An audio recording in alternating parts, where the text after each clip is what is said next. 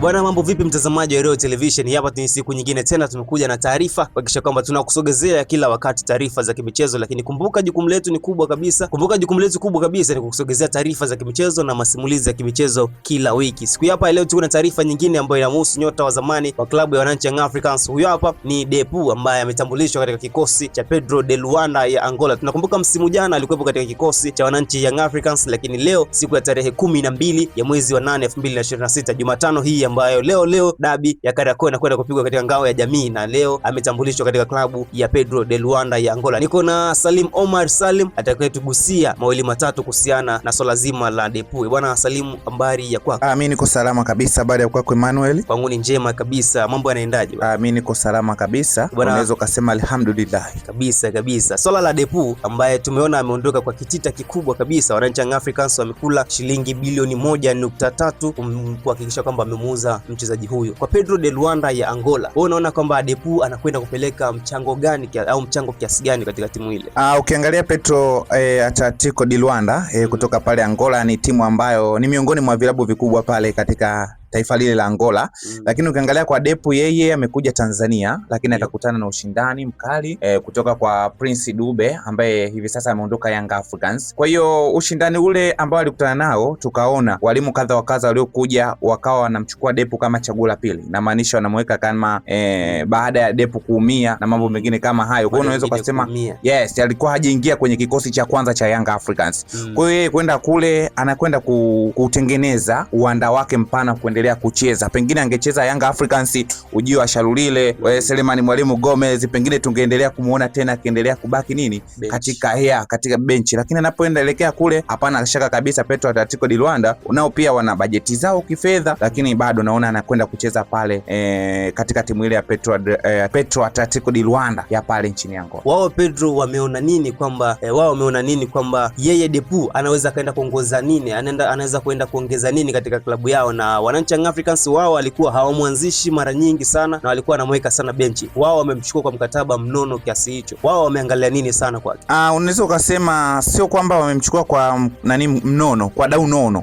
Ni kwa sababu alikuwa ni mchezaji ambaye alikuwa hayuko huru. Alikuwa bado ana mkataba na timu nyingine. Na unapoenda kununua mchezaji, basi wewe haupangi wewe bei. Unapanga, anayepanga bei ni yule anayekuuzia. Kwa hiyo sasa kama anayekuuzia ametaka hivyo na una uhitaji wake, lazima tutaweza kumchukua. Lakini pia Atletico Pedro de Luanda ni Angola. Huyu naye ni Mwangola, si ndivyo? Kwa hiyo wamemuona kabla hata hajaja Yanga uwezo wake. Pengine wangemuona tu akiwa Yanga wasingeweza kumchukua kwa sababu hakuwa na wakati mwingi wa kucheza, lakini pia hakuweza kuscore katika mechi za umuhimu za Young Africans, mechi ya watani wa jadi na mechi nyingine ngumu. Kwa hiyo wangemuona tu Yanga wasingeweza kumchukua, lakini walikuwa wanamfuatilia kabla hajaja Yanga kipindi yuko Angola. Kwa hiyo wanaamini katika mwendelezo, wanaamini katika kiwango chake. Na mimi nitamani kuulize kwamba kwa sababu Young Africans ni kama hakutaka kumuuza, na imekuwa kuaje mpaka akaamua kumwachilia? Mimi naona kilichosababisha ni ujio wa Shalulile, lakini pia ujio wa Selemani Mwalimu Gomez. Tumeona ni aina mchezaji ambaye ni mnyumbulifu sana. Selemani Mwalimu anakimbia na mpira nini, lakini Depu kiangalia yeye ni aina ya masteka kama Dumbia tu.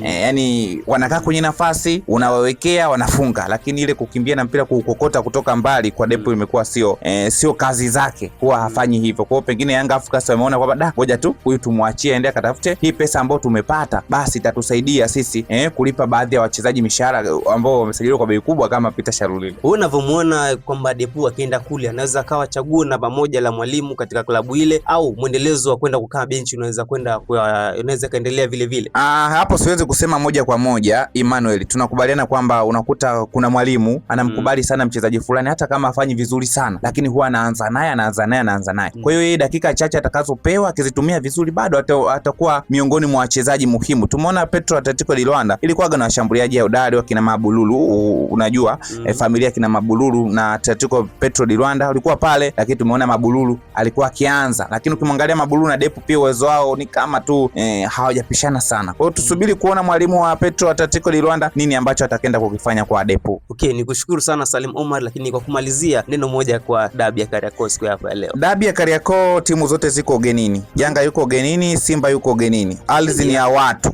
Unaweza ukasema hivyo. Kwa hiyo twendeni na matokeo twendeni matokeo tukiacha nyumbani.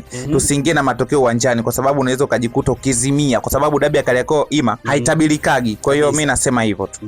Kwa karata yako umetupa wapi, au ni hivyo hivyo yeyote anaweza kaokota? Karata yangu mimi moja kwa moja, sio kwa ushabiki, lakini naitupa kwa mwalimu Steve Becker, kwa sababu yeye amecheza dabi 3. Ameona jinsi ambavyo ipo, na tumeona kila dabi amekuwa akisoma, kwa sababu dabi ya kwanza Zanzibar alitoshana nguvu ya 0-0, lakini goli la Selemani Mwalimu lilikataliwa. Dabi ya pili pale tumeona Meja Jenerali Samuyo alimanusura apate pointi 3. Lakini Muungano alishinda. Kwa hiyo naona kwamba yeye anakwenda kuishia pazuri kuliko mwalimu Mankoba ambaye yeye ndio mara yake ya kwanza, dabi yake ya kwanza kucheza.